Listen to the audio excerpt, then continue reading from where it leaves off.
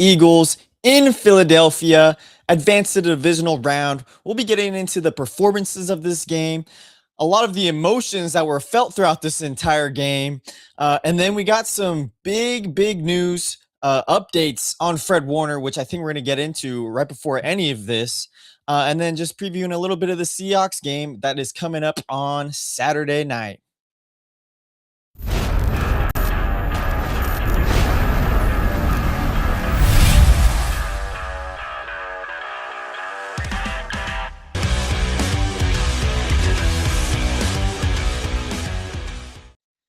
Good afternoon, everybody. Happy Wednesday. It is currently 12:30 p.m. And before we get into how crazy this wildcard game was again between the 49ers and the Eagles, we got some big-time news coming out of 49ers media land. And it is about, of course, linebacker Fred Warner, who got his practice window opened up yesterday, was moving around a little bit in practice. Today, we get a huge update from Nick Wagner about Fred Warner. Excuse me, my phone just going off there. I got my Darth Vader ringtone going. For some reason, I guess it's Bluetoothed up to my computer right now. But going into this, Fred Warner, Nick Wagner, this was a couple minutes ago, 12:22. Asked 49ers linebacker Fred Warner if there's a chance he'd play this weekend against Seattle. This was his response. We're taking it day by day. I think they said last week they weren't going to open my window, and then my window's now open. So yeah, we're just taking it day by day. I mean, it's a small little update, a little bit, just a tiny little quote, but that quote holds so much weight to it. Fred Warner saying they weren't going to open his window this week. They opened it up this week.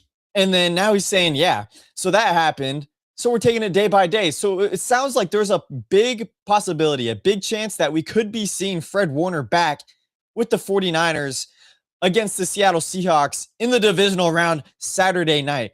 Wouldn't that be a sight to see? And I think I got to bring up the receipts right here because I've been talking about it, I don't know, like a month now, about Fred Warner returning to the 49ers. Let me pull up my Instagram because I made a whole video about it. You know, just me dreaming about Fred Warner coming back to the 49ers in the playoffs, coming back and the Niners winning it all. So I think it's a good time to kind of bring it up, this video. I kind of made it, you know, a little just to be kind of funny. But it's to be funny, it's kind of turning into a reality right now. I think this is the video right here. Yeah, my dream Fred Warner scenario. So let's just listen into this. I know what you're thinking. Cole, don't be an idiot. He just broke his ankle back in October. There's no way he's going to make a comeback. And even John Lynch essentially said that Fred Warner's season is over. Well, medically, no. I mean, the docs say, you know, it's probably on the wrong side of the range that they would suggest. But even the docs with Fred say, you know what, let him rehab as if he's coming back for something. But come on, can you let me dream for a second? Picture this. The 49ers clinch a spot in the playoffs. They're a wild card team. They win the wild card game. They go to the divisional round. They win that game. The 49ers are one game away from going to the Super Bowl at home. Then, out of nowhere, coming out of the shadows, you hear Fred Warner. I'm back. Not only would Fred Warner's return make an impact immediately on that field, but his recovery from his gruesome ankle injury in record time would grant him unlimited aura. Unlimited. And that would just boost the 49ers' confidence going into that NFC Championship game. That new motivation and Fred Warner's aura propels the Niners to pummel whoever they face in the NFC Championship game and find themselves back in San Francisco at home in the Super Bowl. And once and for all, the 49ers get over that hump. They rip that monkey off their back, and they finally hoist that 6th Lombardi trophy up in the air, at home. That's my dream anyway. Comment below if you think there's any chance Fred Warner can make a return this season. Go Niners, baby. Well, Fred Warner... My dream is becoming a reality right now, and my mind is boggled. I mean, we're talking about Fred Warner maybe potentially coming back to play against the Seahawks this Saturday night. Now, I think that is a big, long stretch. I don't think the 49ers are going to actually have him suit up for Saturday. I think that's a little too soon because, I mean, talking about the performance the Niners linebackers had this last game, we're going to get into it. But Garrett Wallow and Eric Kendricks, potentially the Niners can hold off one more week. I am worried about Fred Warner's ankle. I give it as much time as possible, but my dream right there, have him come back for the NFC Championship game. Just his presence in the building. CJ West already talked about it a little bit. I mean, guys are juiced right now just to have Warner, the team captain back on the field, to have him back out there. It pumps everybody up a little bit. It gives everybody a little more confidence. And even if Fred Warner isn't going to be playing Saturday night, it gives them something to play for even more than just make the Super Bowl. Obviously, it makes it, man, we got some excitement going in right now. We can have our Fred Warner team captain back on the field with us in the NFC Championship game. And that's the boost that could potentially get the 49ers over that hump. Like I talked about in that video, that was probably one of my favorite videos I made, just because it was so funny. It's so almost outrageous. Like Fred Warner coming back. No, it's not even that crazy anymore. It's becoming a reality. We got some more updates right now. The media stuff is going on. Here's Brock Purdy actually talking about Fred Warner coming back to the practice field. Just to have that window open for him, and there's a possibility that he could play at some point here. Yeah, it's pretty cool, man. Obviously, Fred he's different from anybody else in terms of, he can be labeled as having a, season-ending injury and then all of a sudden just go hard on the rehab and get right just in case there is an opportunity. And so here we are, and it's pretty cool because he's done every little thing right. And just being around the locker room and stuff and being around in the weight room at practice, it's just cool because you could feel him and his presence, and guys are like, man, like 54 is right there around the corner, and obviously we do our job, handle our business, then we can get him back, which would be really cool. And guys feed off that. He's the captain here, man. He's the guy that we all follow. So and he set the standard of really how we play here. So to get him back would be really, really cool. Just having that presence back in the locker room, like Purdy was saying, a huge boost of confidence there. I think I want to see the quote from CJ West. I think that was Nick Wagner. It might not have been. But also, I mean, this is the mindset. Oh, yeah, sure. So here's CJ West's quote from Nick Wagner on having Fred Warner back at practice today, which was yesterday. You could feel the energy. You could feel when he's around. It was awesome. I'm excited for him. So you got the rookies pumped up a little bit. This was something interesting too. This is why I really love Eric Kendricks. And, he's a pro. He's an 11-year pro. And he understands, hey, we can't get ahead of ourselves on Fred Warner's potential return. I had the videos out there too, but he said, wait. I know we ain't talking about next week, right? We got Seattle, man. We've got to beat Seattle. Let's just pump our brakes now, everybody. So that's the mindset I love to see from, Eric Kendricks. And I think that's the mindset that everyone should have. But now we are talking about, it's changed a little bit today. It's potentially Fred Warner coming back, but we can't be so open-minded to things like this. They have to hone into Seattle, obviously. They have to worry about that. They can't get ahead of themselves if they think, okay, we just got to play this game and then Fred Warner's back.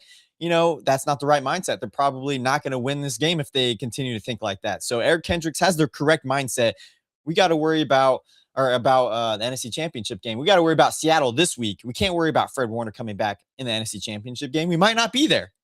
So let's worry about our job right now, and we'll see what happens later on. So that is the big update with Fred Warner today. It got me excited a little bit. Hopefully it broke the news to you guys, but let's dive into what happened in this wild card game against the Philadelphia Eagles. The 49ers, 4.5-point underdogs in this game.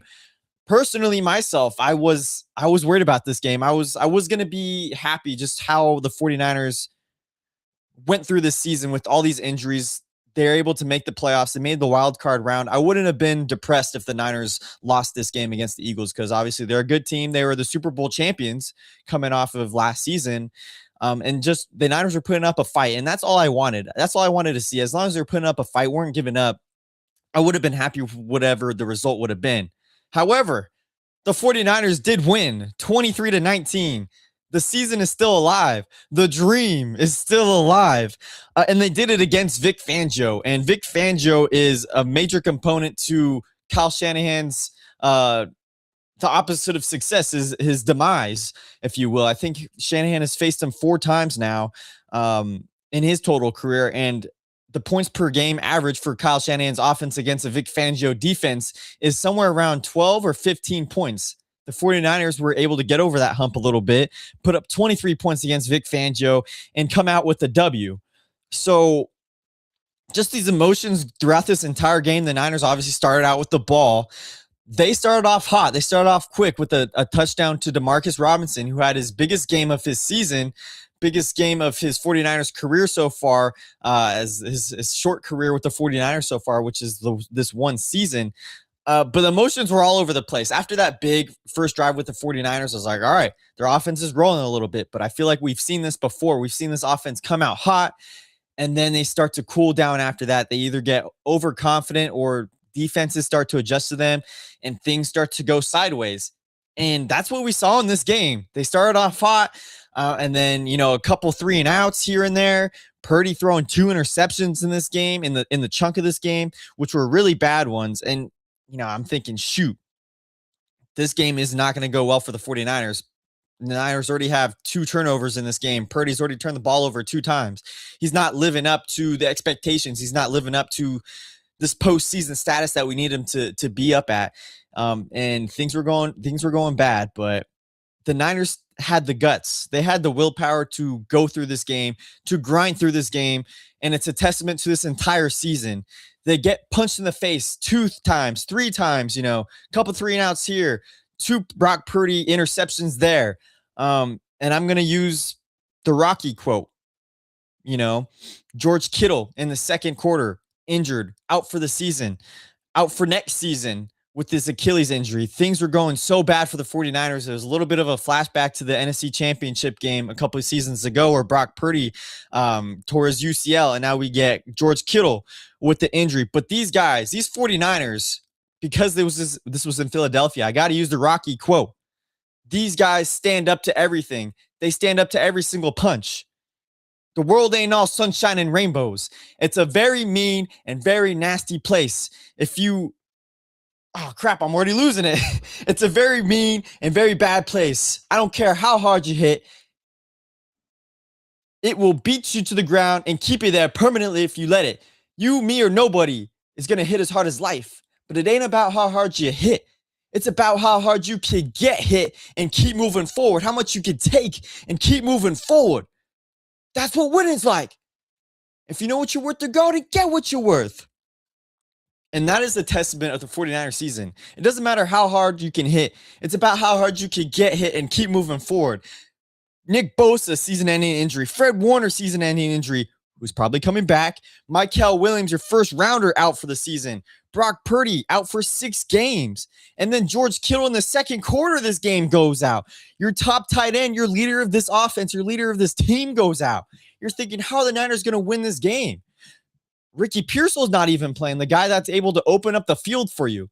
And somehow, some way, this 49ers team, they don't give up. They don't give up. They believe in each other. And they were able to pull off this victory. Brock Purdy, in the middle of this game, was not doing well. He had the 2 interceptions, both picked off by Quinshawn Mitchell. The first one was a Sky Moore. It was off of Purdy's back foot. This was in the second quarter of the game. He had Jawan Jennings open in the middle of the field. He didn't see him.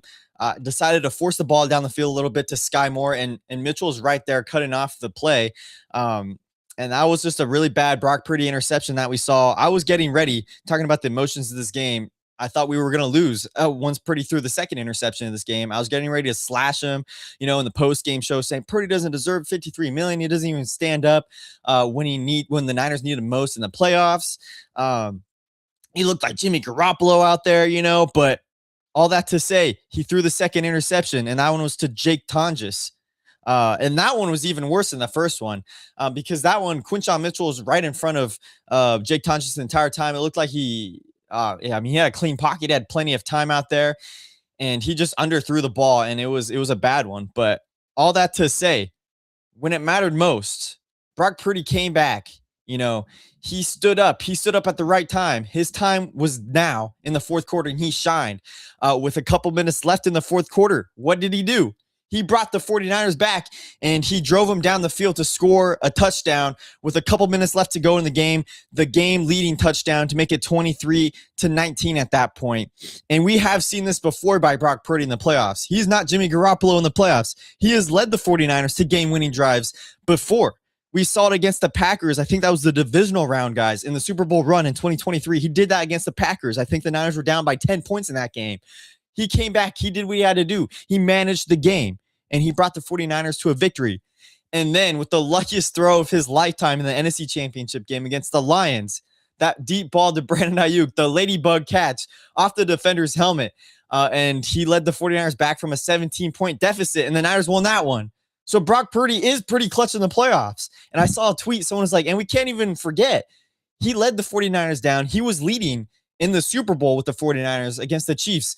And the Chiefs ultimately had the ball last, and he couldn't do anything about it. But he got the lead for the 49ers in the Super Bowl as well. So Brock Purdy is doable. He's able to win games. We've seen he's able to come back from games. He's able, if he has a shaky start, he's able to throw it off his shoulders and come back, be short-minded and worry about the task in front of him. And that's what he did. And that's what he does best. He's in a game manager way, and that is not a knock on him. And this is a clip that I want to show from Dan Patrick talking about Brock Purdy being a game manager in these situations. And for Dan Patrick, being a game manager isn't a knock on the quarterback. It is actually a perk. He was saying Tom Brady was the best game manager in this league. And here's Dan Patrick talking about Brock Purdy being a game manager. Because I thought Philadelphia maybe can flip a switch and make a run. They still have the talent, might be the most balanced team in the playoffs. And then all of a sudden, I kept watching and I kept waiting and then waiting, and the Niners didn't go away. And I said that this might be Kyle Shanahan's best coaching job because they're depleted.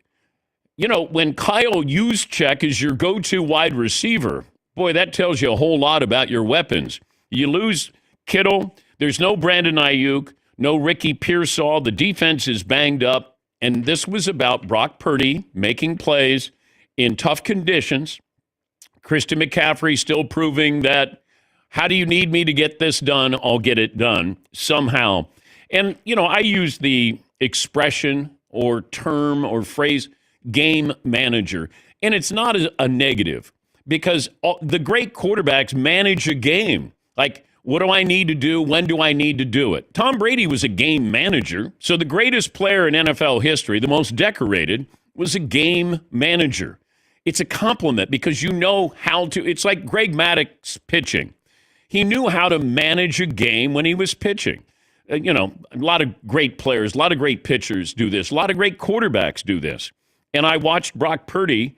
He did what he needed to do when he needed to do it. It's not always pretty, but I don't care. It's playoff football. I need a win. That's it. Just ask the Green Bay Packers. You need a win. Just ask Josh Allen doing what he did or Matthew Stafford doing what he did. It's managing the moment. And that's what playoff football is all about.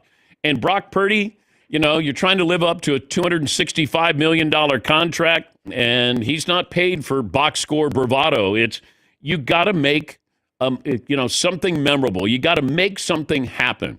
When you lose Kittle, kind of the heart and soul of this team out with an Achilles injury. And somehow you win on the road in Philadelphia. There's the great Dan Patrick saying it better than I could ever. Brock Purdy's a game manager, and it's not a knock. The great ones do it. Tom Brady does it. He did it. And it doesn't have to look pretty. I think that's the biggest point of this whole thing is, he threw 2 interceptions in this game, but he was able to finish the game. He was able to win for the 49ers. He's able to help them advance to the next round. And that's what he did. He led the team down the field when it mattered most, and he got the job done. It doesn't matter what you do the first 3 quarters of the game if you can't win it. If you threw 4 touchdown passes, and Niners are still down by a touchdown, and he's not able to drive the team down the field and win, what does it matter? What matters is the 49ers win. That's what matters. It doesn't matter about the stats or anything like that. So Brock Purdy's performance, great at the very first drive of the game, very shaky throughout, then had a couple good drives and led the team to a victory. So Brock Purdy, game manager, fantastic in the playoffs. First playoff victory on the road for Brock Purdy as well. I'm not counting the first one against the Philadelphia Eagles in the NFC Championship game as a loss because he wasn't able to finish that game. So this is his first full playoff game on the road, and he was able to win. And quite frankly, he owns the Eagles. We saw it in, was it 2023, the year after I think he threw 4 touchdown passes, something like that. Niners scored 6 touchdowns in that entire game, and he was dominant against the Eagles. So Brock Purdy, he owns the Eagles, and he did it in Philadelphia. So that's Brock Purdy for you. Moving over, how about that 49ers defense? The improbable performance by the San Francisco defense. That was it really that improbable? We saw them only give up 13 points against the Seahawks. They held the Eagles to 19 points. The thing that was going to really hurt the 49ers was this run defense. 2 weeks ago against the Seahawks, what was the big issue? The big issue was that Zach Charbonnet and Kenneth Walker were able to run over this 49ers defense, and primarily because the Niners weren't able to tackle in this game. In the Seahawks game, they were not able to tackle whatsoever. The Niners had Tatum Bethune in that game, who got injured, hurt his groin. You know, they're really, really depleted at the linebacker position. They had Eric Kendricks in that Seahawks game, but it was, I think, 18 missed tackles in that Seahawks game. That was the big difference. Going into this Eagles game, the Niners were able to tackle. Yeah, they let the Eagles travel down the field multiple times. They scored 2 touchdowns on them. Long drives here and there, 9-minute drives, 10-minute drives. But somehow the 49ers defense is still able to stop the Eagles from scoring more than 2 touchdowns in this game. They had 2 big 4th down plays in this game. Obviously, the last one, the 4th and 11. And earlier in the game, too, there's a couple players I want to shout out. And that's Eric Kendricks, Garrett Wallow, Marquise Siegel stepping up after Jair Brown was injured. And then Upton Stout as well. Going back to that 4th down plays, Upton Stout had a tremendous 4th and 2 pass breakup, which was the second drive of the game, and to stop the Eagles from driving down the field. So somehow the 49ers defense is able to make the plays when it matters most, and they've done that practically all season long, and they did it when it mattered most. So, and when you talk about how depleted this defense is, your top 2 linebackers in this game was Eric Kendricks and Garrett Wallow. Garrett Wallow, who essentially I've never heard of in my entire life until this game, when he played amazing football. He led the team in tackles, Garrett Wallow. 11 total tackles, 5 solo, 1 pass deflection. And then Eric Kendricks, 10 total tackles, 5 solo tackles, 2 tackles for losses, and 1 pass deflection. This is the epitome of this 49ers team. They don't have any single starting linebacker that was on the team this entire season playing for them. They have got Eric Kendricks, who they signed 4 weeks ago. They've got Garrett Wallow, who they signed a couple weeks ago. And these guys are the difference makers in this game. These guys won the game for the 49ers. They totaled 21 total tackles in this game. 2 linebackers who have barely played any football the past year. And they did it for the 49ers. They were able to do it. The 49ers forced 4 punts in this game. They kept the offense in this game, even when they were shaky. This offense wasn't able to produce. They were still able to get this Eagles offense off the field at some points in this game. And this is just another testament to say Robert Saleh is going to be a head coach somewhere else in the NFL, whether that's going to be the Ravens, which I think is the most likely situation. I think that's the most enticing situation for him. Or now you got the Steelers. That's essentially another place that I could see Robert Saleh going. We're not talking about him right now, but the fact that he's able to do so much with this defense with so little. He doesn't have his 1st round draft pick, Mykel Williams. He doesn't have Nick Bosa. He doesn't have Fred Warner, future Hall of Famer. He's doing it with Eric Kendricks, Garrett Wallow, Marquise Siegel. And I want to pull up the stats for Marquise Siegel because he came in for Jair Brown when Jair Brown was injured in this game. And Marquise Siegel, he was starting at the beginning of the season. And then once Jair Brown, I think, got healthier a little bit, Jair Brown came in. And, Brown has been up and down this entire season. He was making some tackles before his hamstring injury. But Marquise Siegel just seems like he's a different beast, man. He was very speedy, very fast. He was making plays. I think he had, I can't find it, but he had, I think, 8 tackles in this game. Now, here we go. Let's look at the box score. We've got Marquise Siegel, 3rd on the team in tackles. He had 8 total tackles. 7 of those were solo tackles. So he was already a difference maker. And he's going to be starting, I'm assuming, in this game against the Seahawks. And I'm excited for it. We're going to see how he looks in coverage. Him with Malik Mustafa is going to be quite interesting. But he provides the speed that Jair Brown hasn't this entire season.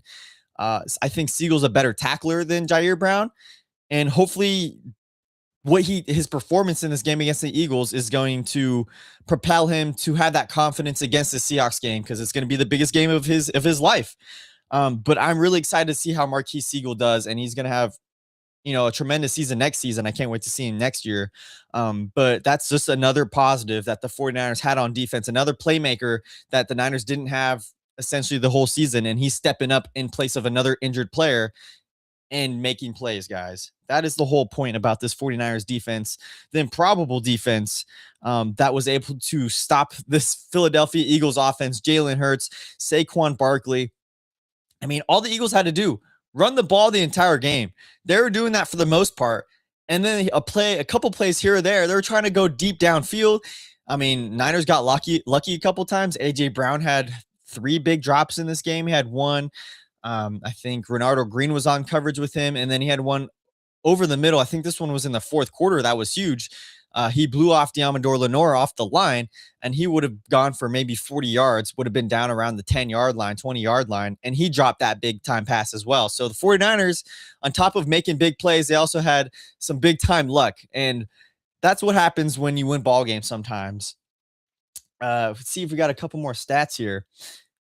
Speaking of Garrett Wallow, and if you guys don't know who Garrett Wallow is, I just got a little thing on him. He was a 5th-round pick in 2021, drafted by the Texans. He was on the Broncos, on the Titans, and most recently the Niners were able to claim him off of I think it was the Broncos practice squad. So he spent some time with Dre Greenlaw.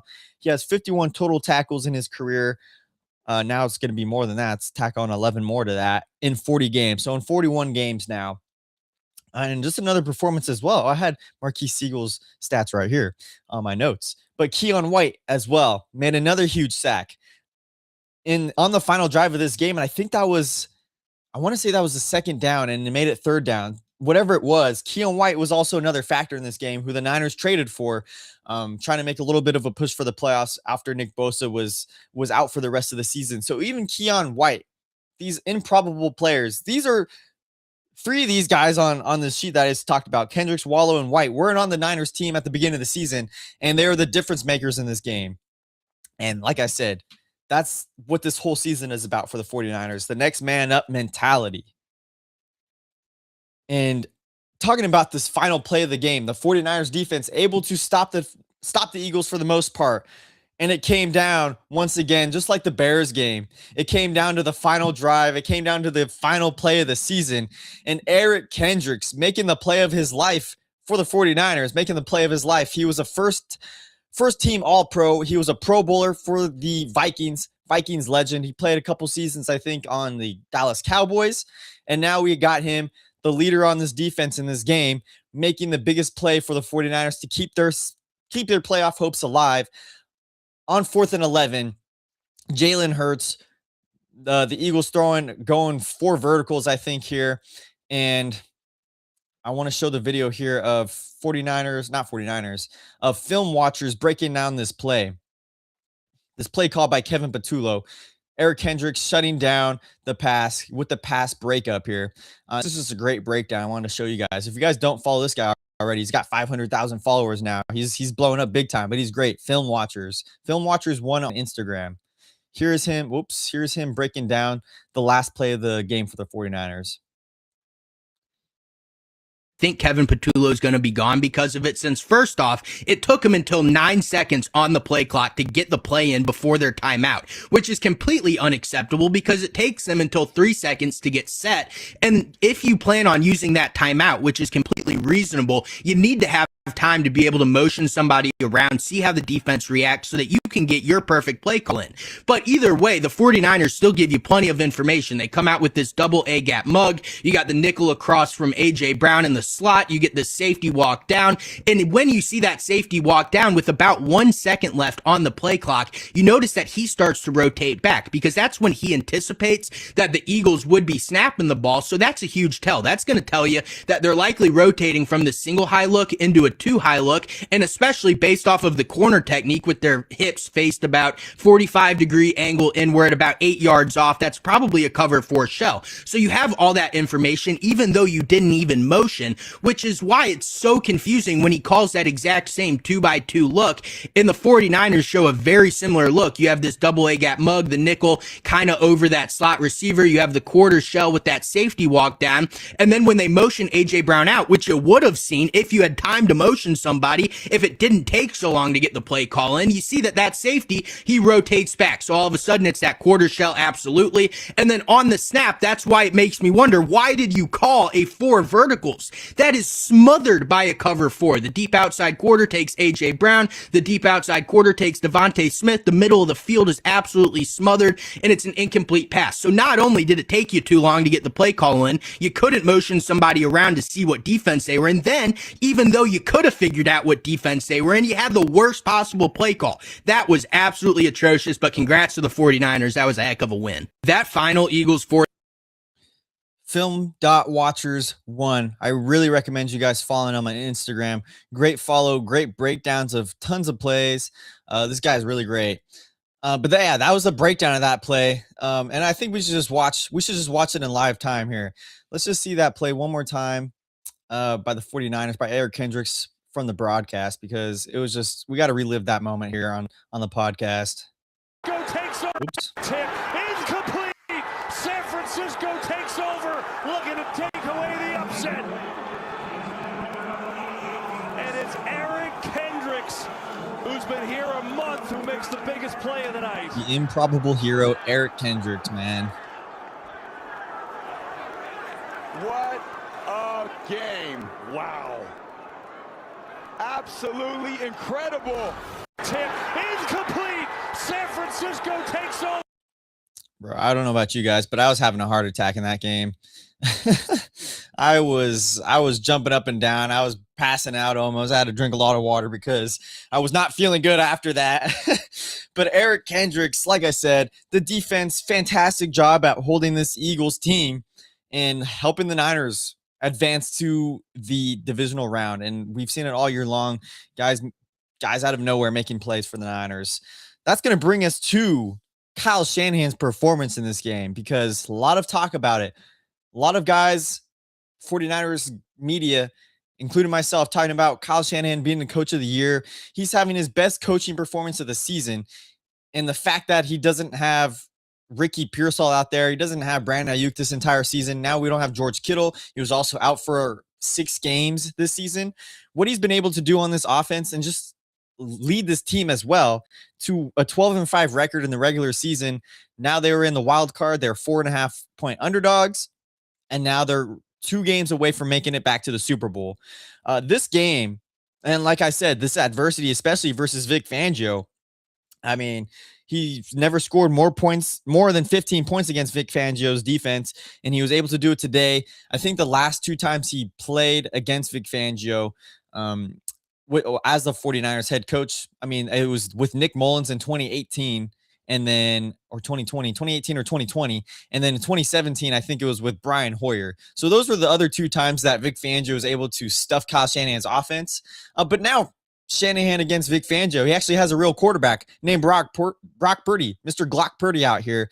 And he was able to unravel this Eagles defense a little bit, but things were stalling after that first drive. Things were stalling a little bit, but this is where Kyle Shanahan and his timeliness and his ability to spark something in this offense when nothing was there comes into effect. And he even gave credit to the 49ers offensive coordinator. I always forget if it's Clint or Clay Kubiak, but Mr. Kubiak recommended the trick play for the 49ers.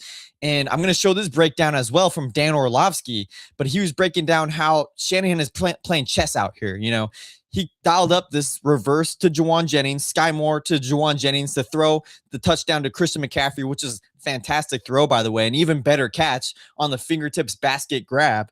But a couple plays beforehand, Shanahan draws up a play that's similar to Sky Moore. I think it was a reverse to the other side of the field, just to see, kind of feel out what the defense was doing, which way the defense was going to shift, which way it was going to move. And then a couple plays later, the very start of the 4th quarter, Shanahan draws up the trick play, and it was a complete success. And that's really what got the 49ers back in this game and got this this offense finally rolling again. So let's show it here. If I could find it now for you guys. We got it right up here. Don't want to leave the site. Don't want to leave you guys. Almost clicked out of you guys. So here's Dan Orlovsky talking about the trick play for the 49ers. That was set up 2 plays beforehand. Check this out. Make it bigger. Was set for it beforehand, though. Okay, this is going to be the second to last play in the third quarter. It's second down. A couple things to pay attention to. Number one, San Francisco in their shrunk split. 2 things. Kyle takes this receiver at the bottom. They go in jet motion, and they're going to hand the ball off to him.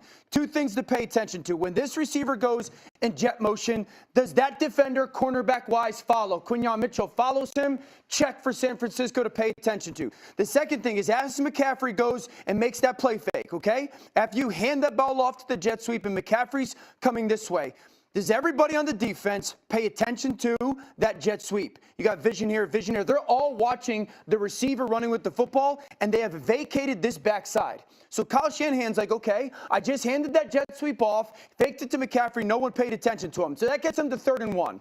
3rd and 1, they run the quarterback sneak, quarter's over. Between third quarter and fourth quarter, we had the conversation. Hey, remember when we hand that ball off to jet sweep? Everybody on Philly's defense was paying attention to the handoff. No one protected the backside. All right, so let's get into another shrunk down formation. Here comes the motion. Now, does that defender follow? When they run this jet sweep, does that defender follow? Absolutely. Okay, well, if they follow them, does that mean that the backside, after they do that, is it going to be paying attention to that handoff? Absolutely. Now, this backside defense is paying attention because the last time they did it, they handed it off. Is anybody left in the deep half of the field, the deep third of the field? Absolutely not. McCaffrey, look at the Eagles defense. They're all looking here. They're all looking here. No one's paying attention to the most important San Francisco 49er left onto the field. Jennings fakes it. No one's deep third for the Philadelphia Eagles defense. It's a great throwing catch. This catch by Christian McCaffrey. A great catch. You can't find some of the best wide receivers in the NFL to make that catch, but Christian McCaffrey can. But the awareness of Kyle Shanahan to run that jet sweep at the end of the third quarter, realize that Philadelphia was not paying attention to McCaffrey, and then to come back in the perfect moment to start the quarter, wins them the football game. Yeah, that's just great ball knowledge right there by Dan Orlovsky, but most importantly by Kyle Shanahan, just dialing up that kind of that scheme right there, that play that really helped the 49ers offense finally start to click a little bit because it wasn't looking so great for the 49ers, and he was able to do that there. However, this is one of the big sequences of the game where I thought the Niners were going to lose. And it was classic Kyle Shanahan, it's classic offense, not knowing what to do, bad clock management. And it was in the second quarter, the Niners had a minute to go. And I'm going to just dive through the sequence really quick where the Niners they were down, I think it was 13-10 at this point. The Niners were down 13-10 with a minute 51 to go in the second quarter. The Niners just got to drive down the field. You got, I think, one timeout left in the half. So you could potentially go for a touchdown, or you have plenty of time to drive down the field and score a field goal by Eddie P. This was the 9-play sequence by the 49ers. So the first play, a 4-yard run to Christian McCaffrey down at the 27-yard line, right? Next play, Brock Purdy gets sacked, so -5 yards. Brings up 3rd down and 11, and Purdy was able to find Demarcus Robinson for a 15-yard pass to Demarcus Robinson, making it 1st down. Big play there. Big play by Demarcus Robinson, who had his biggest game of his career with the 49ers so far. Next play, incomplete pass, minute and 7 seconds left. Brock Purdy then makes a great pass to Malik Turner, who wasn't able to come up with the ball, making it 3rd down and 10. And then after that, 57 seconds to go. Purdy throws a 14-yard pass to Jake Tonjes. Huge 1st down for the 49ers. And at this point, the 49ers are going to be on around the 50-yard line here. So they're on the 49-yard line right here. 14-yard pass to Jake Tonjes. At this point, Niners got to hustle down the field a little bit. You got 57 seconds. You're thinking, okay, they got a timeout. Maybe they're going to, this is at the point where I want them to spike the ball, save plenty of time for the Niners. The Niners drop down 20 seconds, 15 seconds, would make it 36 seconds left in the half. Brock Purdy throws a 5-yard pass to Christian McCaffrey. They're running down the field a little bit. They're going no huddle, shotgun. This was 36-second mark, mind you. The Niners get the next play off with 13 seconds left to go in the quarter. Brock Purdy in no huddle, they're going quick, incomplete pass to the left side, making it 2nd down and 5, making it 3rd down and 5, mind you. And so at that point, you're thinking, dude, you had so much time to call a timeout to spike the ball. And I think I missed it here, but there was a couple. I think they did call a timeout in throughout the sequence, and it was one that was really costly by Kendrick Bourne. He wasn't getting set. Jawan Jennings was pissed off. The 49ers had to call their final timeout at a time. I think that was before the Jake Tonjes first down catch. I think that's what it was. So they lost their last timeout, and then they decided not to spike the ball after the big Jake Tonjes first down. And then all of a sudden, you got 13 seconds left in the half. And then what happens? All right, you still got 8 seconds left on the clock, right? The Niners, you got to make something happen really quickly. A quick out to the sideline. You can't stay in bounds or else the quarter's over. You just got to get, I think, about 10 yards here because the Niners are on the 44-yard line. You got to get about 10 yards, maybe 8 for Eddie Piñeiro to be in field goal range. What do we do? Brock Purdy starts to scramble everywhere. Time is running down. He scrambles. He stays in bounds, and then he tries to get out at the last second. He ends up fumbling the ball because he fumbled it in bounds. The clock runs out. There was 8 seconds to go on the clock. The clock runs out. The Niners go into halftime with no points on the board. It's still 13-10 Philadelphia Eagles to start the third quarter. And I'm thinking that's going to cost the 49ers the ball game because of this poor, pathetic clock management. And we've seen it throughout Kyle Shanahan's career with the 49ers. For some reason, they don't know how to run a good 2-minute offense. And I was talking to my boy Rich a couple of nights ago, the night of the game, after the game ended, and we were going through that game management a little bit. He was like, yeah, that's just Kyle Shanahan. For whatever reason, they don't have a good 2-minute offense, it seems like, except when Mac Jones was in there. It was very efficient. So I don't know what it is with Brock Purdy and 2-minute drills. And Shanahan with clock management, but they just don't do it right. I do a better job managing the clock in my Madden games. So I don't know what was going on there. But I don't know if you guys know, watch the Chicago Bears. I was watching them a couple weeks ago. It was probably the end of the second quarter. They had 2 minutes left. They were running the most efficient 2-minute offense I've ever seen in my life. They snap the ball, they make a play, 8-yard gain. They'd all just run back up to the line. They knew exactly where they're going to be, lined up in less than 5 seconds. They snap the ball, they go again. I think Shanahan should take a page out of Ben Johnson's book and run that 2-minute offense. Just know where you're going to be and then run the play. Don't be scrambling everywhere. Guys don't know where they're supposed to be. Call the timeouts when you need to, spike the ball when you need to. And I think it was just poor management by the 49ers there. Luckily, it didn't hurt the 49ers. They won the game, but that's the kind of stuff that, especially in the playoffs, that's the stuff that kills you. Clock management, knowing where you're supposed to be, and then penalties. Penalties is the big one. And this was one of the biggest things I noticed from the 49ers is they played one of the cleanest games I've seen all season by them. They had one penalty in this game, and it was a really stupid one. It was an unnecessary roughness call on, I can't remember who it was. It was, I think, Marquise Siegel was on the play, and maybe Sam-O. I think maybe it was Sam-O, and they hit Jalen Hurts. Jalen Hurts was sliding. It was a late slide, and then I think Sam-O, and then Marquise Siegel flies on top. He jumps out of the way, and they call the penalty, 15 yards, huge penalty on the 49ers. But that was the only one in this game, and it was, I think a crap call. Fantastic discipline by this 49ers team. And that's coached, that's all about coaching. Kyle Shanahan knows, he teaches his team these things, especially in the playoffs when it's the most important time of the season. You can't be giving up costly penalties. I think the Eagles had 6 penalties in this game. They helped the Niners out a lot. A couple drops by the Eagles, a couple penalties by the Eagles. Those were things that were helping the 49ers drive stay alive or hurting the Philadelphia Eagles offensive drives end because of just discipline issues. When you're in the playoffs, you have to play your cleanest football. You have to know how to run the ball. The 49ers weren't able to do that very much against this Eagles team, and it's going to be worrisome against the Seahawks again. But, running the ball, they say, is most important. Defense wins championships. And being disciplined. Don't make dumb mistakes. Don't hurt yourself. Don't shoot yourself in the foot. The 49ers did a fantastic job of playing clean football. There was not a single false start by the Niners or anything like that. No dumb penalties, holding penalties. fantastic job by Kyle Shanahan. One of his best coaching performances outside of that clock management thing. And all these things combined helped the 49ers win this game. And now they're facing the Seahawks in the divisional round. Moving forward now, this was after the game. Before we get into the 49ers Seahawks matchup a tiny bit, I just want to talk about this is what D-Rob said. I don't know if I have it still pulled up here. But Demarcus Robinson, Tom Brady, and Kevin Burkhardt did the game for the 49ers. And so Brock Purdy, LFG players of the game. This was what Tom Brady asked Demarcus Robinson what he thought about this 49ers team. Like, what makes them different? What makes them the team to beat? And this is what he had to say. I think this is the video. He was the LFG player of the week.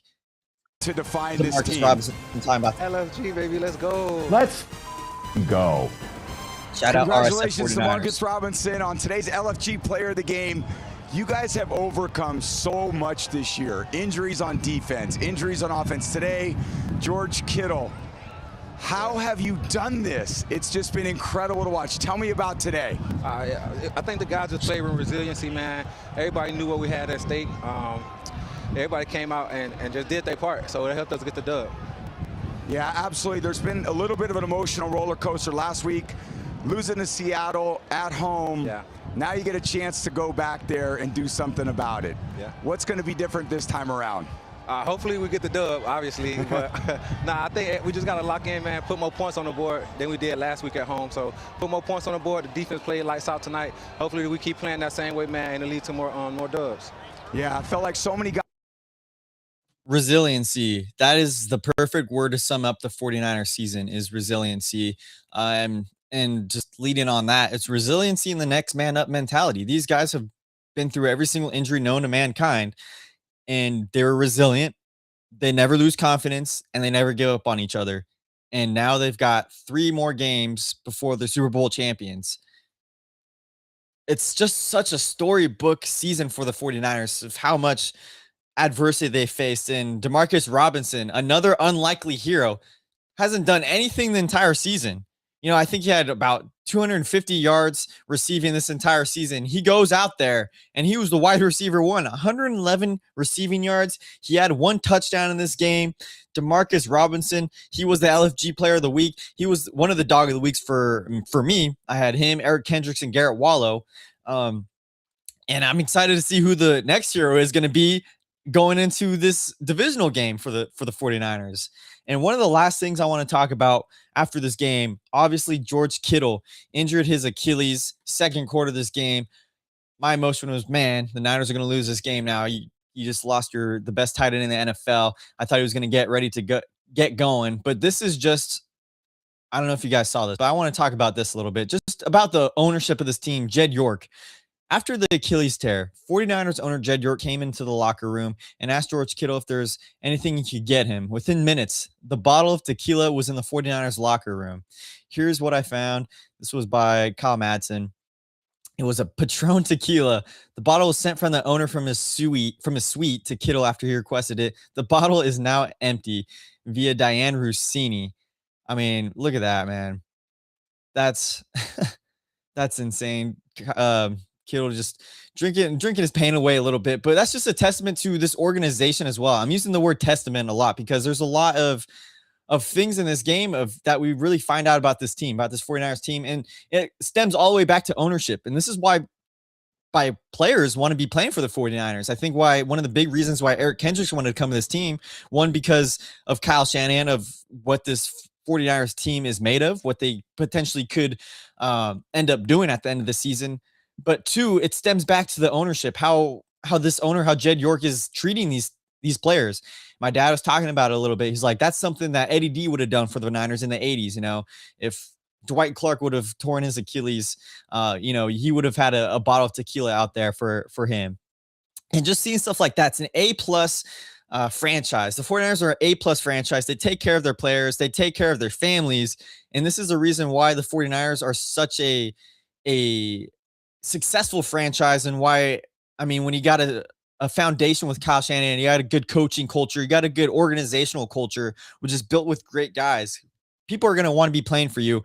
And when people are going to be wanting to play for you, when you got a good foundation, you're going to be in the dance almost every single season. You're going to be in the mix of winning Super Bowl championships every single season. And that's just one of the great things about this 49ers organization.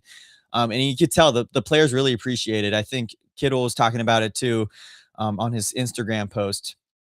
That, man, this is an A-plus class, a classy organization. And he gave props to Jed York for doing that for him, because I mean that's tough, man. Losing your Achilles in the wild card round. This is what Kittle said after the game on his Instagram, or the day after. Football sucks sometimes, but I love it. I love these guys in this team. Heartbroken, but have felt so much love and support from everyone. Now, I'll be good. Thank you. We aren't done yet. Also, this is it. When your team owner is the first person to meet you in the locker room, you know you're in a special place. I mean, that got chills for me. I wish I was a football player and I was able to play for the 49ers, because just the culture, that's the culture, man. Everyone loves the culture with the 49ers, and a bottle of tequila, man, that's just really cool stuff. Really cool stuff. And all that being said, I think George Kittle's having his surgery today. So prayers up for him that his Achilles is healed, that everything goes well in the surgery for him as well. But that is basically the breakdown of this 49ers Eagles game. Fantastic game. One for the ages. I'm going to remember that one for a lifetime.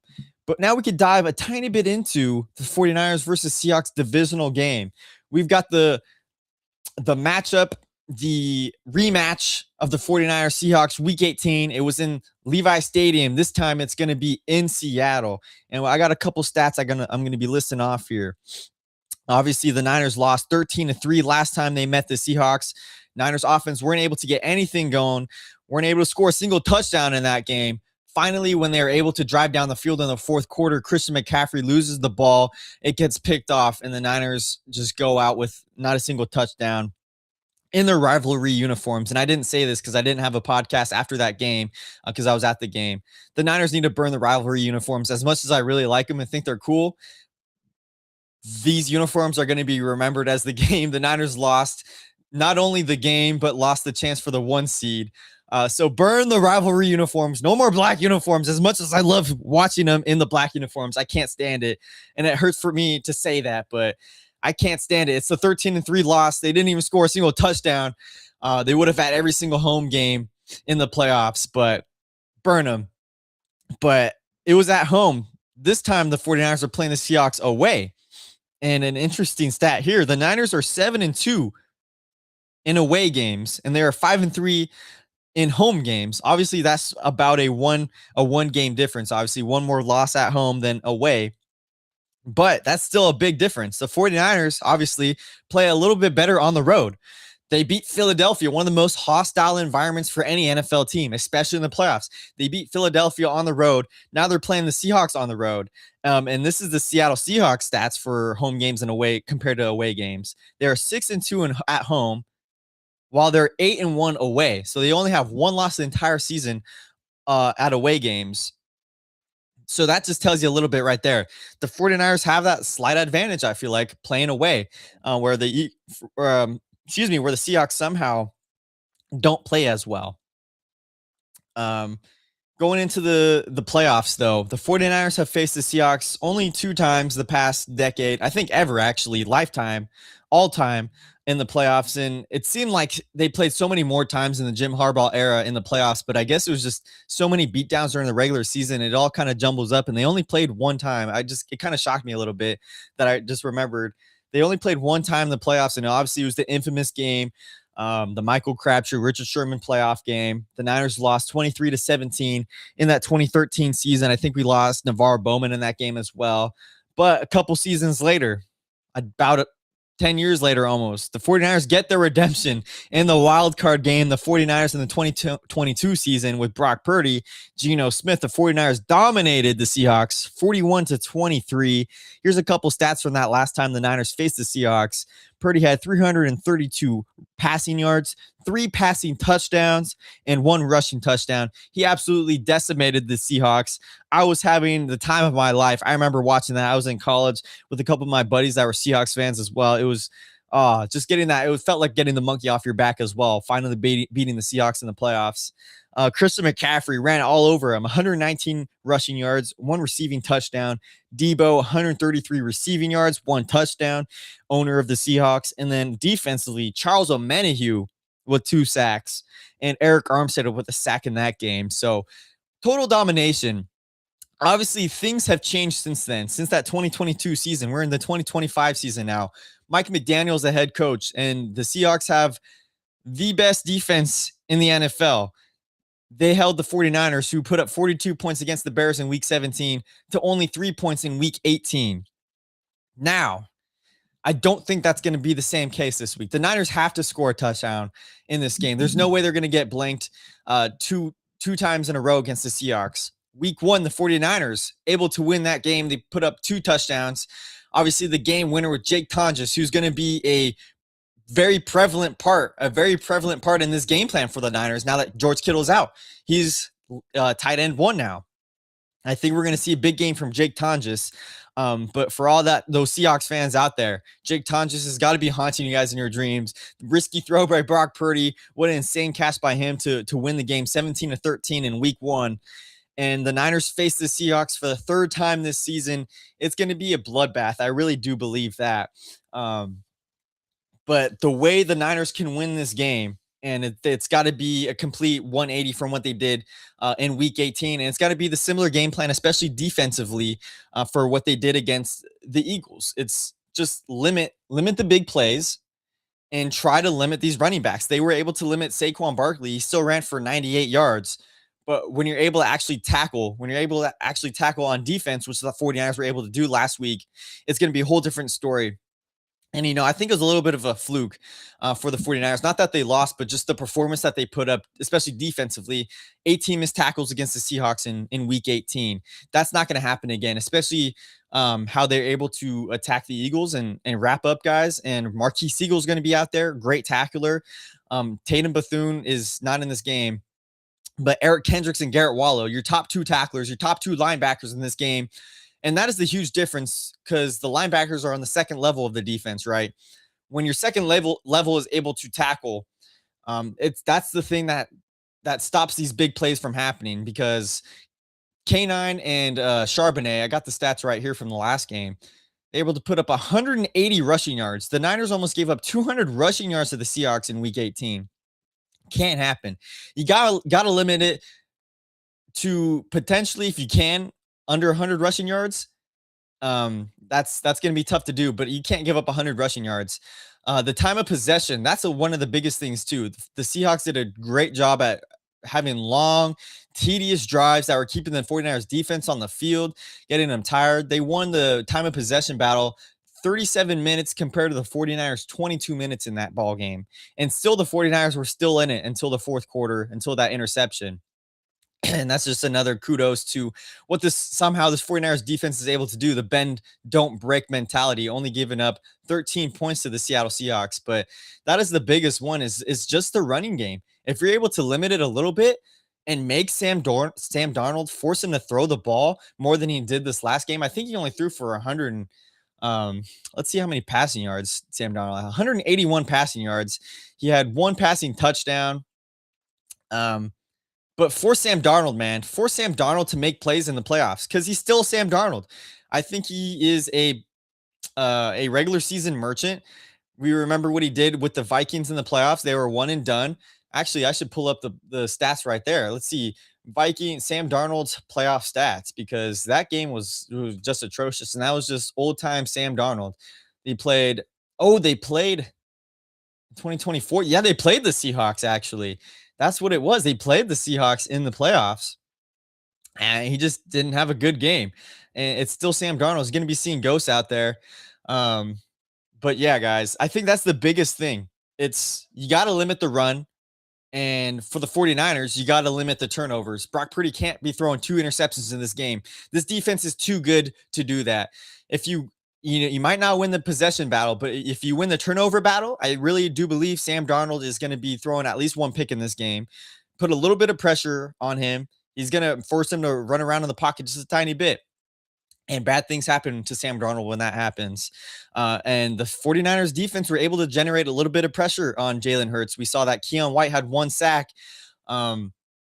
and it worked out for the 49ers. So this isn't going to be an in-depth breakdown to the game because tomorrow I am going live with 49ers media at 12 p.m. or 1 p.m. I think it's 12 p.m. I have to double check that, but we'll be doing in-depth breakdown for the 49ers Seahawks game on this Saturday night. But that's just the biggest things I wanted to talk about a little bit is you got to limit the run game. You got to limit Charbonnet and Kenneth Walker in this game. Like I said, the 49ers, Purdy was sacked 3 times in that game.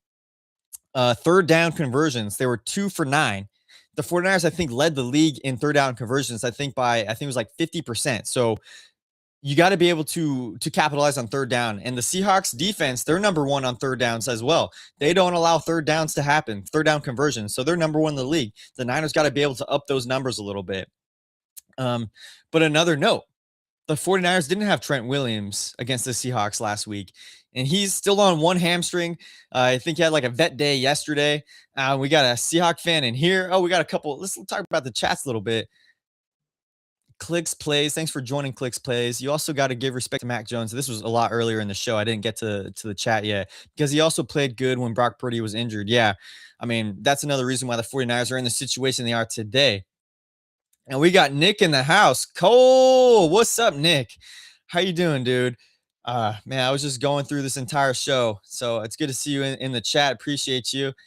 Hella Muncha, go Hawks. Dude, what are we doing here? Go Hawks. It's going to be a good showdown, though, dude. I don't know. I think it's going to be a little bit of back and forth. The Niners are definitely going to be scoring a touchdown or 2 in this game. Definitely more than they scored in Week 18.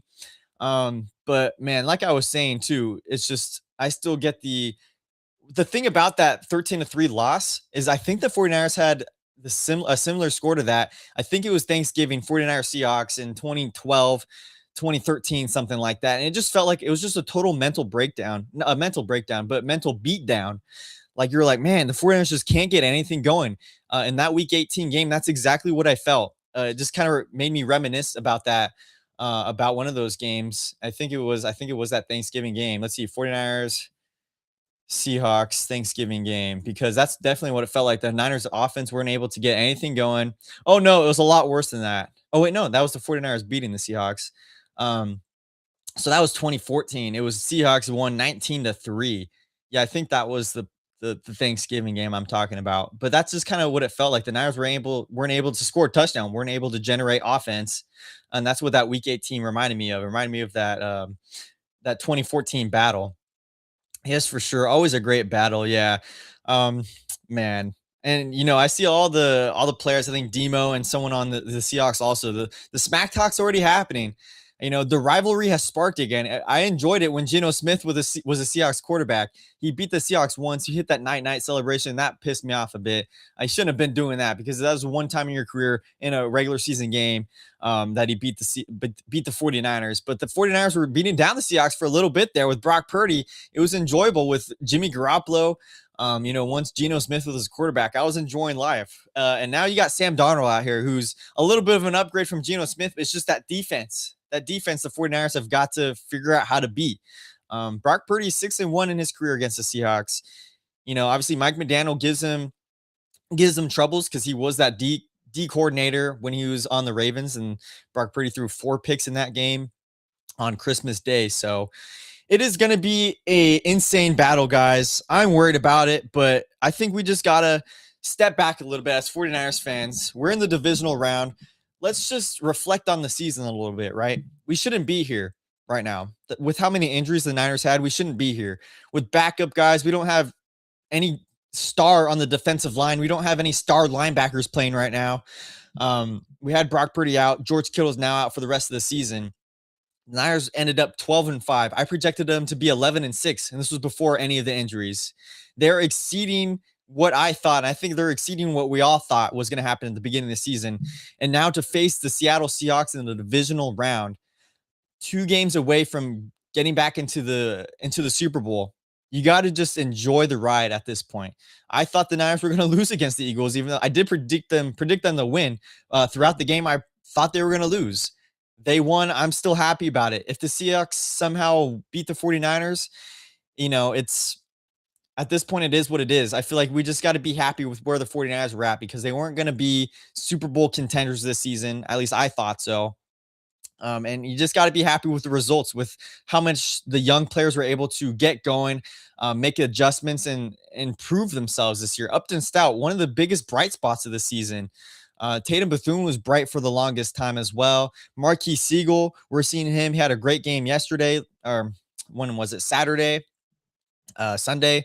CJ West, and then Michael Williams. You just got to appreciate what the 49ers were able to do with what they had this season. But yeah, I'm happy with whatever happens on Saturday night. Obviously, I'll be a lot happier if the Niners win, but I'm not going to be like, man, this was a disappointing season. Like the 49ers should have won the Super Bowl. This is a disappointment if they don't win the Super Bowl. No, they've already exceeded my expectations. So I've appreciated what Kyle Shanahan was able to do with this season. And that's why he's the best, one of the best head coaches in this game, one of the best offensive minds in this game, on top of Robert Saleh being one of the best DCs in this game. Is Dee Winters available this game? I saw he wasn't practicing yesterday, but then my buddy Niners Faithful said that he was actually limited. So I don't know if he is going to be. Let me double check that, because that is actually a good question. Is Dee Winters going to be available? I want to say, I don't want to say no, but I saw that he wasn't practicing. So 24 hours ago, yeah, he did actually practice. Ricky Pearsall and Dee Winters returned to practice as the 49ers prepare for the Seahawks. So the Niners are getting a little healthier again. That's good news. Have a little bit of depth. I don't know if I'm the Niners, though. I'm starting Eric Kendricks and I'm starting Garrett Wallow. Have Dee Winters, he's coming back from that ankle injury. Have him on a limited snap count. Have him rotate in with Kendricks and Wallow. But with how well they played, they were physical, they were tackling guys. Start Kendricks and start Wallow, guys. That's all I'm saying. I don't know about you, but having Dee Winters is going to be great. But start Kendricks and Wallow because they're hot right now. They're feeling themselves right now. But we'll see what Dee Winters, if he's going to be questionable, if he's going to be playing in this game, because I actually don't know if he'll play yet because he is coming back from the ankle injury. One of the last things here, guys. Let's see. This is Brock Purdy talking about his dominance, his ownership over the Seahawks. We got a Seahawks fan in here. This is him. They're asking him 3 years ago about his playoff performance against the Seahawks. Yeah. Man, I just think, the system, how Kyle calls plays, what I need to do as a quarterback for 4 quarters. I just feel like I have a better grasp of that. My rookie year was sort of just, I got thrown out there and I knew the plays and everything. Yes. But man, I was just sort of just playing. And sometimes wishing, like looking back and watching the film, like, man, I got to be smart in some situational football moments. And, I feel like now, 3 years later, I just feel better in that regard. So, but it's never easy. I'll say, like, it's the NFL. New guys come in, there's new scheme, there's new coaching, you name it. You have to find ways to adapt and be at your best every Sunday. And nothing's ever given to you just because you had success the last week or years past. So, don't worry, Brock Purdy. You're going to have a legacy game this Saturday night. That's the last thing I also want to talk about, too. How about that? What are your guys' thoughts, reactions when we saw where the 49ers were going to be playing, what day they were going to be playing? This was Tony Dungy talking about the 49ers getting scheduled and also the Bills getting scheduled Saturday night, where they're going to have 6 days of rest, while the Seahawks, the number 1 seeds, obviously I get it. The ones to get rest. Okay, I get it. They get 2 weeks to rest. But I think this is just ridiculous. You had the Rams. I think they played Sunday. No, they played Saturday. So why not play them next Saturday and then let the 49ers get a normal amount of rest? I'm not being a whiny 49er fan or whatever, but this is Tony Dungy, former head coach Tony Dungy, expressing his thoughts on this, because this is the playoffs. You got guys that are injured. They're playing their 20th game of the season, whatever it is. NFL playoff scheduling is not fair. It might produce good ratings, but it's not fair. This late in the season, recovery time is crucial and is not given equally. Rams and Bears played Saturday games. Yeah, so they played Saturday games, and now they're going to be playing Sunday. Make them play Saturday again. That's still a full week's of rest. They'll face each other on Sunday and with an extra day of rest. 49ers played on Sunday and will face the Seattle Seahawks on Saturday. Short week of recovery. Why? In the AFC, the Bills will have to travel to Denver on a short week. Why? Because there's a Monday night AFC wildcard game. It's this arrow.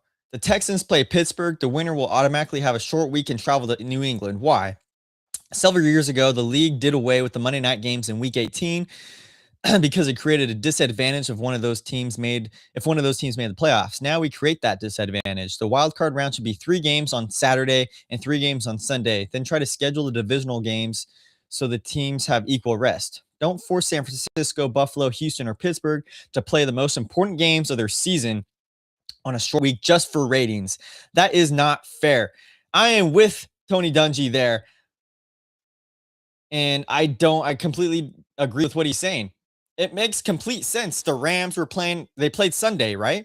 So let them play on Saturday. No, they played Saturday, excuse me. So let them play on Saturday again. The 49ers, on the other hand, they played Sunday. And then all of a sudden they're going to get a short week against Seattle, who is the number 1 seed. And I understand it's an advantage to be the 1 seed, right? But why do you have to make an extra disadvantage for the 49ers? We'll only get 6 days of rest. And it all comes down to money. Obviously, Tony Dungy was saying about that. It comes down to ratings. And that's the biggest thing why the 49ers, or why the NFL has done that, why they do that. And it has happened, I think every single year. But I think it's just a dumb model. And if you want to see the best performances out of these teams, especially these guys that are going to have now short weeks, we don't know if they're going to have ample time to recover. I don't know. Hella Muncha, what do you got going on now? Honestly, poor decision. Out of all the teams the Niners needed the most. Hey, I appreciate that. As a Seahawks fan, I appreciate that. And I want to brawl, I want both teams to be fully recovered. Obviously, Seahawks got a lot of time, but let the 49ers have 7 days to recover, be at full strength, and let's see what happens in this game. I want to see a full breakdown, a full battle against the 49ers and Seahawks. I don't want them to be extra tired in the divisional game, but that's just me. I guess I'm just a lot of people on my Instagram and TikTok were saying, yeah, you're just a whiny Niners fan. They're the number 1 seed. The Seahawks are the number 1 seed. Of course, it's a disadvantage for the other team, but it's an easy fix for the NFL just to flip the teams. And honestly, I feel like the Seahawks 49ers game would get the most ratings. Have that Sunday night football for the divisional round. That's just my take on it, though. I'm done with that. This is the rest of the league in the divisional round. Let's see. Broncos versus Bills, Rams versus Bears, and Patriots versus Steelers. I think I'll be listing off. Let's list off who we think is going to win these games. Broncos versus Bills. Everyone's saying that the Broncos are frauds. They got a really great defense. I think their strength of schedule this year, though, was like 32 overall. It was like 29 or 32. And they're saying they've been frauds. I'm going Buffalo Bills here. This is the one season where Josh Allen can finally get over the hump. There's no Patrick Mahomes or the Chiefs in the playoffs for them to finally make it to the Super Bowl. I don't see the Bills losing in this one against the Broncos. Obviously, now it's going to be a short week, like I've been saying. But I got Bills. I got Josh Allen. Putting the team on his back again and beating this Broncos defense is going to be a tough one. It's going to be a brawl, but I got the Bills winning this game. Rams versus Bears. This is the one I'm going back and forth with. The Bears are the comeback team of this season. Caleb Williams is the comeback kid of this season. But the Rams, they almost lost to the Panthers once again. I think this one's going to be a shootout. I think if the Bears, that's the one thing, the Rams got a really good defense. I don't know if the Bears can actually come back. I think they've got a lot of luck this season as well. I think I'm going to be taking the Rams winning this ball game, because I just think Matthew Stafford is going to will this team to win, get them back to the championship game. And then finally got the Patriots versus, I don't know why I wrote down the Steelers. That's got to be the Houston Texans. The Steelers got beat down by the Texans. And I've got the Houston Texans team beating the New England Patriots. Drake May having a great season. That Patriots defense also having a great season, and they put up a great battle against the Chargers. I don't think they allowed the Chargers to score. They didn't allow the Chargers to score a single touchdown in that game. So it's going to be a great defensive battle, I feel like, Texans versus Patriots. But if you guys watch that Houston Texans Pittsburgh Steelers game, that Texans defense is scary, and they are a Super Bowl caliber defense. And I think that defense is going to will them all the way to the Super Bowl. They've got a good enough offense to put up some points, but this defense, man, it's scary. I think it's one of the best defenses I've seen in a long time. And I kind of compare this team to the 2019 49ers, where that defense was really scary. But for whatever reason, this Houston Texans defense by DeMeco Ryans, they're putting up 5 sacks a game, it almost seems like. I think they sacked Josh Allen a couple weeks ago 8 times in the game. And I just have a hard time seeing the Patriots get over that Houston defense, that D line, man. It's scary. Danielle Hunter, Will Anderson. I mean, they got good secondary as well. Derek Stingley. It's going to be a good matchup, a good ball game. But I got the Texans going. I think it's going to be Texans Bills in the championship game, and that one's going to be a tough one. And I can really see the Houston Texans going to the Super Bowl with this team. Obviously, this is Josh Allen's time now to make it to the Super Bowl. Patrick Mahomes has been in his way all these years, but now he's got this Houston Texans defense. Is he able to beat them? We'll see if that's going to be the eventual matchup. But for the the AFC Championship game, I've got Bills Texans. Let me know in the comments below what you guys got going into these divisional rounds. Who do you think is going to win? Who do you think is going to lose? But that is going to do it for today, guys. It is 1:44 p.m. I've got work coming up soon. I got to go eat some lunch here. Thank you guys so much for joining. Once again, thank you guys all for joining the chat. Thank you, Nick. Thank you, Hella Muncha.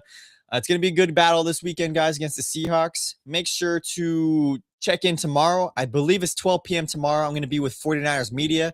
We're going to do a little breakdown, a little preview of this 49ers Seahawks divisional matchup. This last game, man, 49ers versus Philadelphia. Fantastic game. Going to be one I'm going to remember for the ages. One of the best games I've seen in my life. Thank you guys once again for supporting. Make sure to keep following First and 49ers on Instagram, on YouTube, TikTok, and X. And I think that's all the platforms I got going for you. Spotify as well. If you guys are new listeners, thank you guys for joining in once again. Apple Podcasts. I appreciate you guys as we continue to grow. You guys are a great community. I love you all. Thanks for joining the chats again. Once again, baby. Go Niners. Stay faithful, baby. Talk to you guys later. Touchdown! San Francisco!